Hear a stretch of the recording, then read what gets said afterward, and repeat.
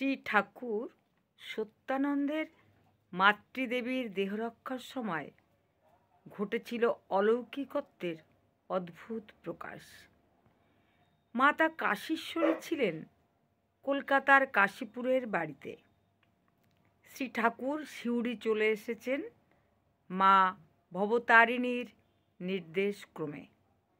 পরের দিনই ঠাকুরমার হৃদরোগের প্রবল আক্রমণের খবর এলো। শ্রী ঠাকুর স্বামী নির্বেদানন্দজি, সুরেশ্বরানন্দজি, অমলানন্দজি প্রমুখ ত্যাগী সন্তানদের পাঠিয়ে দিলেন। নিজে শত অনুরোধ উপেক্ষা করে সিউড়িতেই রয়ে গেলেন।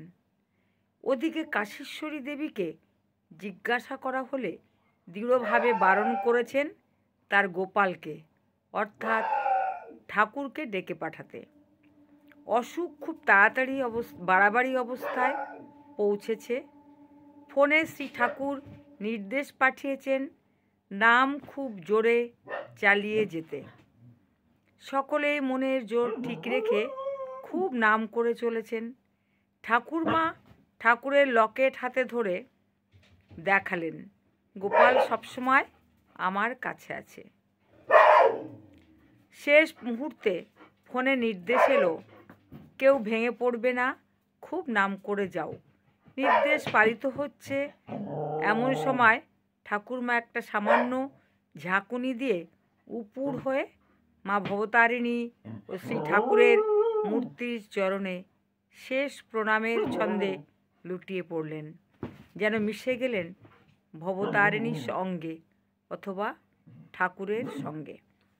ফুল চন্দনে সাজিয়ে কাশীপুর মহাশ্মশানে চিতায় তুলে দেহে অগ্নি সংযোগ করা মাত্র ঠাকুরমার জীব মা কালীর জীবের মতো ঈষৎ বেরিয়ে এলো এবং ডান হাত ঠিক বরাভয় মুদ্রাতে অর্ধেক উঠে গেল এবং প্রায় 10 মিনিট ধরে ঠিক ওইভাবেই রইল।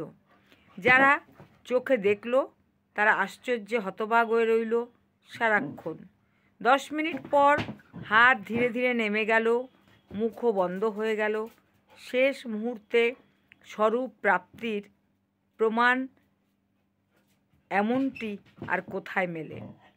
আসলে ঠাকুমা কঠোর শ্মশান সাধনা করে মা ভবতারিণীর সাক্ষাৎ বরলাভে ধন্য হয়েছিলেন, স্বয়ং ভগবানকে গর্ভে ধারণের নিমিত্ত। তাই তাকেও হয়ে যেতে হয়েছে সাক্ষাৎ মা ভবতারিণী।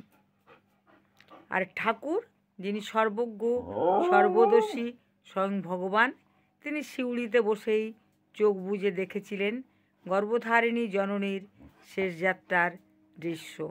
কলকাতা থেকে যারা ফিরে এলো সিউড়ি, তাদের প্রথমেই শ্রী ঠাকুর জিজ্ঞাসা করেছিলেন, আচ্ছা, মা কি উপর হয়ে প্রণামের ছন্দে লুটিয়ে পড়ে দেহত্যাগ করেছিলেন? কারণ আমি ওই মুহূর্তে ধ্যানে মাকে ওইভাবেই দেখলাম। কথাটা যে সত্যি তা বলা বাহুল্য। তাই তো ঠাকুরও স্থূলে গেলেন না মায়ের শেষ শয্যার পাশে, মাও ছেলেকে স্থলে ডাকলেন না কাছে। উভয় যে পূর্ণ সমর্থ অলৌকিক রাজ্যের লীলায় শ্রী ঠাকুরকে মা কালীর বরে পেয়েছিলেন মাতা কাশীশ্বরী। তাই মা কালীও ঠাকুর সত্যানন্দের সাধন জগতে প্রবেশ করলেন পূর্ণ কর্তৃত্ব নিয়েই।